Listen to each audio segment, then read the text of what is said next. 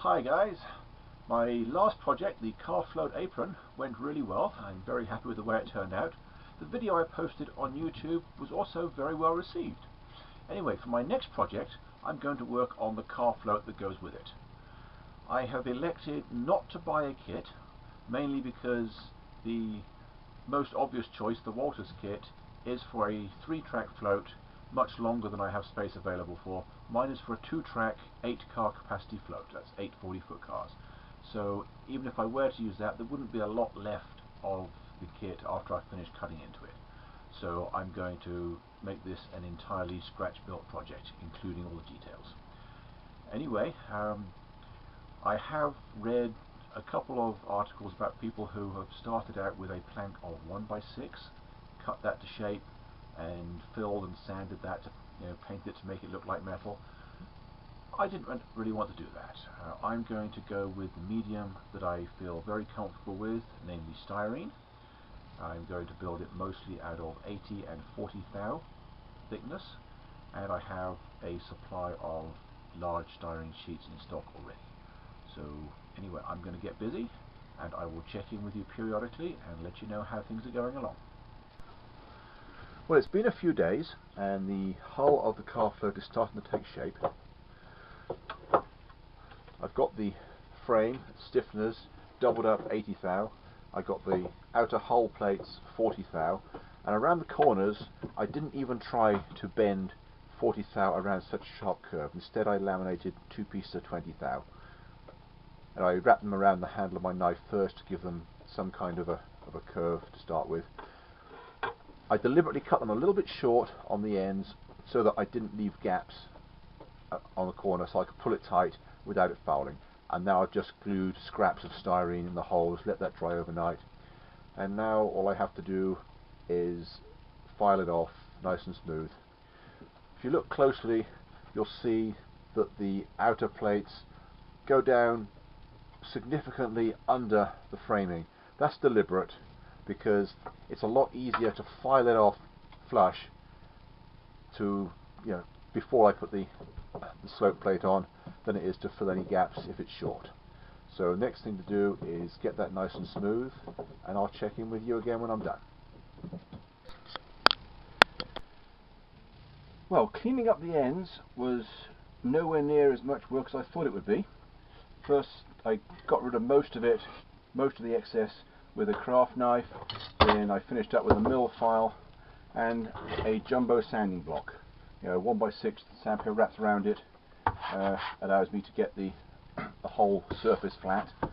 I've also added a little bit of stiffener there so the edge doesn't bow, and I'm ready to attach the slope plates.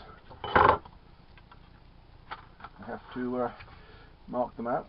I'm going to glue them on oversize and then trim them once the solvent has dried, because I think they'll be a lot easier than trying to cut them to fit the first time. So hang in there and I'll be right back. Well, I've got both the end slope plates attached and filed to size. I also finished bracing the bottom so it's nice and stiff. There's still a slight lip around the top edge of the hull. That is deliberate. It's a lot easier to file this off later than it is to build up the corner if it's not quite perfect. But before I file it off, I still have a few areas where there's a little bit of a groove to fill in, and I do that with my thick solvent. What this is solvent with plastic scraps or styrene scraps dissolved in it.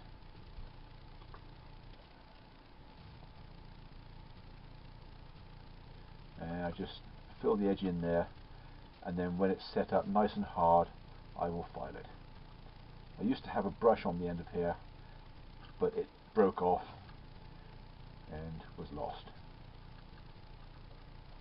Anyway, I'm going to get on with that and I'll be right back.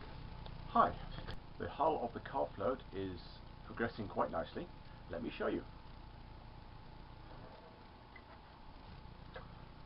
Alright, I've got the slope plates on, all the edges filed off nicely, filed away the ridge, and I've hit the whole thing with 400 grit sandpaper.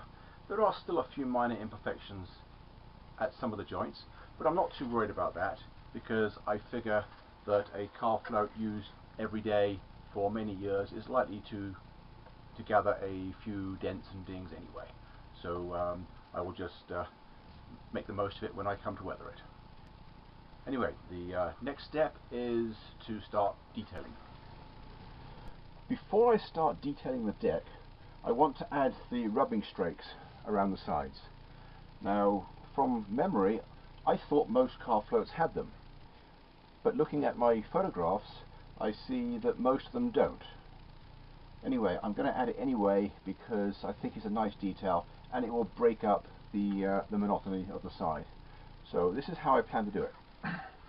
Starting with the hull upside down, put my pencil horizontally on some spaces and draw a line.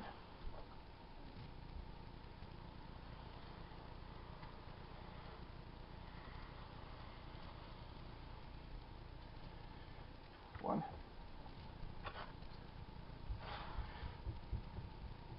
Usually they come in threes, so that's what I'm going to do.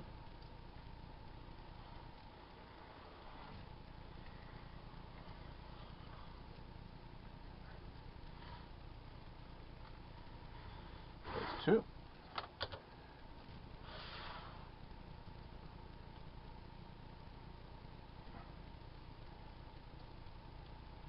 And for some reason this isn't given the same spacing.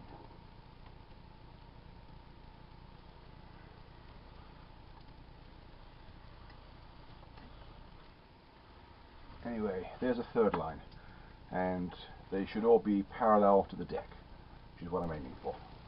It turns out I didn't like the way the lines were working, so I came up with a different way of doing it. I've got a stack here, 3 pieces of 1/4 inch plywood and 2 pieces of 30-inch styrene. And I'm using that as a spacer to get it the right height.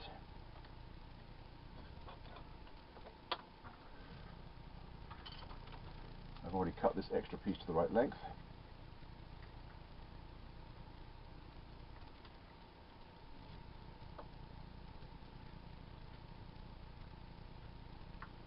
Tack it on there, and moving along, making sure that the float hull is pressed hard against my workbench at all times,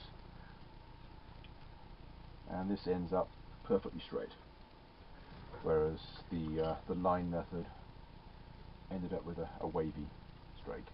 So this is how I'm going to do the rest of them.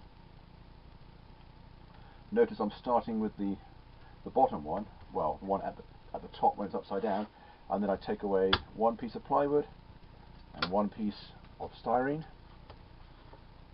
to get the spacing for the next one.